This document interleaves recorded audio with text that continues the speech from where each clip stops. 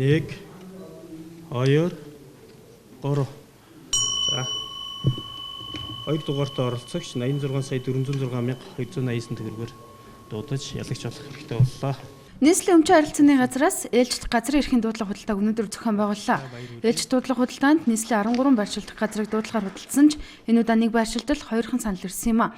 Тодорхойлбол Баянзүрх дүүргийн 10 дугаар хороо улаастай уулзаар орчин байрлах 0.45 га газрыг дуудлага худалдаагаар борлуулсан юм. Дуудлага худалдаанд иргэн гэрэл ахын амт оролцож үйлдвэрлэл үйлчлэгний зориулт бүхий энэхүү газрыг 84 сая 906 мянган төгрөгөөс эхлэн дуудаж 86 сая 406 мянган төгрөгөөр газрыг худалдаа авлаа.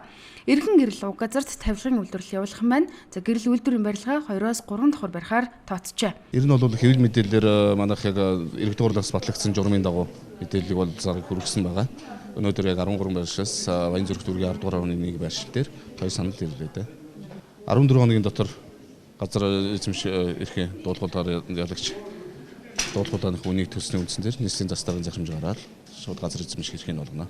Эдийн засаг хямарч улс нийслэлийн төсөв тасалттай энэ үед хотын төсвийн мөнгөний урсгалыг нэмэгдүүлэх нэг арга хотын өмч хөвчлийг нээлттэй дуудлага худалдаанд оруулах.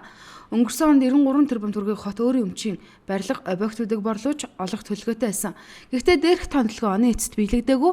Иймээс 2015 оны өмч хөвчлийн жагсаалтыг 2016 он руу шилжүүлж энэ жил нийт 46 тэрбум төгрөгийн өртөгтэй нийслэлийн өмчөд хуучин барилга байгууламжийг худалдаалахаар тооцсон байсан юм а. Гэвч нийслэлээс зарласан газрыг худалдаа авах саналаа хариулсан аж ахуй нэгж иргэн ховорхон байна.